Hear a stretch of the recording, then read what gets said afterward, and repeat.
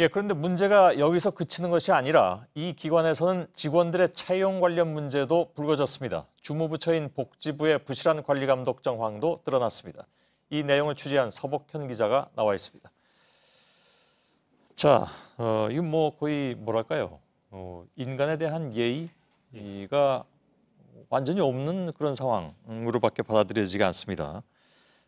기증한 분들에 대한 비하성 발언으로 들릴 수밖에 없는 그런 상황이죠. 그렇습니다. 이 도축의 사전적 의미는요, 고기를 얻기 위해 가축을 잡는다는 의미입니다. 굳이 뭐 설명을 드리지 않아도 아실 텐데요. 그런데 이 내용도 한번 보시죠. 내용을 보면요, 상임이사님 지시로 게재한다며 게시판에 동영상을 공유를 했습니다. 상임이사는 앞서 보도에서 등장했던 전모 씨인데요. 그 동영상은 식육 처리 기능사 다큐멘터리입니다. 여기에 대해서는 뭐라고 설명을 하던가요? 전 씨하고 연락을 했는데요. 누구나 할 수 있는 일이라는 것을 알리는 차원이었다. 실제 식육 처리 기능사 채용을 추진했었다. 이렇게 설명을 했습니다. 그러면 직원들은 어떤 반응이었습니까? 네, 도축장 발언을 직접 들었던 직원의 얘기 한번 들어보시죠.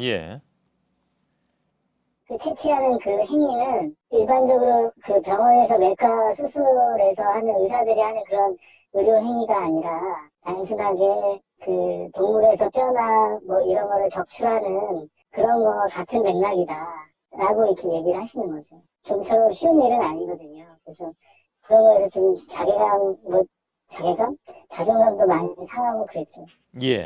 근데 여기 간부 중에는 장기 매매로 처벌받은 이력이 있는 사람도 있다면서요? 그렇습니다. 이 공공조직은행 고위직 한 명은요, 간호사 시절에 장기 매매와 관련돼 돈을 받은 혐의로 징역 1년, 집행유예 2년을 받은 이력이 있는 사람도 있습니다.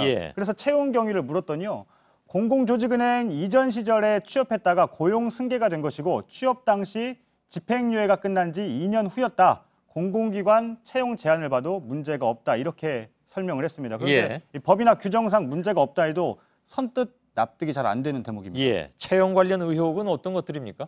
좀 짚어보면요.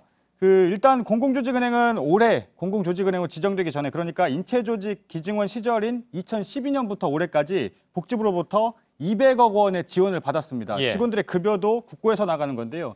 그런데 인근 미술학원 원장과 계약한 경우가 있었고요. 3개월 계약하고 1,000여만 원을 지급했는데 4일만 일했다는 복지부 감사 결과도 있습니다.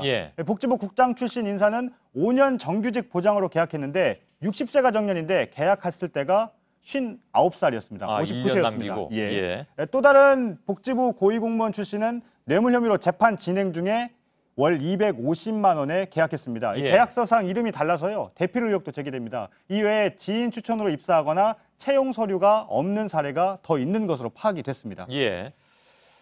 그냥 간단히만 들어봐도 상당히 엉망인 그런 상태였던 것 같은데 공공조직은행에서는 뭐라고 해명을 합니까? 일단 종합하면 뽑거나 계약한 사람 모두 그럴 만한 능력이 있었다. 이렇게 해명을 했고요.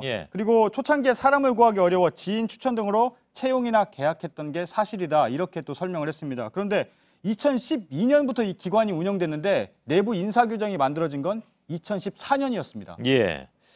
국감 전에 전산 자료가 삭제된 적도 있다면서요? 그렇습니다. 지난달에 일부 과거 전산 자료들이 삭제된 사실이 확인이 됐습니다. 공공조직은행은 문서가 있어서 전산 자료 삭제는 문제가 없다, 이런 입장인데요. 복지부는 오늘 특별 감사를 실시하겠다, 이렇게 밝혔습니다. 복지부가 그동안에 어떻게 관리를 해왔습니까? 복지부 지원을 받았기 때문에요, 이 복지부 고위공무원이 당연직 이사로 이사회에 참석을 해야 됩니다. 그런데 출석 내역을 한번 보시죠. 2012년에 4번 중에 2번, 2013년엔 아예 안 나갔고요.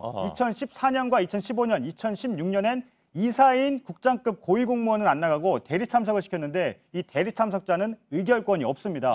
올해는 또 한 번도 안 나갔습니다. 관리 감독을 제대로 안 했다는 증거입니다. 그래서 이 취재진과 함께 사실을 확인해온 정춘숙 의원 얘기 한번 들어보시죠.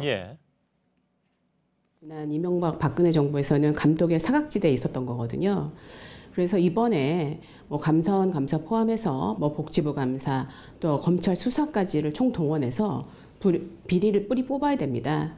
그렇지 않으면 누가 믿고서 자신이나 또 가족의 인체를 기증을 할 수가 있겠습니까? 내일 복지부 국감에서도 이 문제가 집중적으로 다뤄질 예정입니다. 사실 시신 기증은 숭고한 일인데 그게 이렇게 된다니까 참 기가 막힌 상황인 것 같습니다. 서복현 기자였습니다.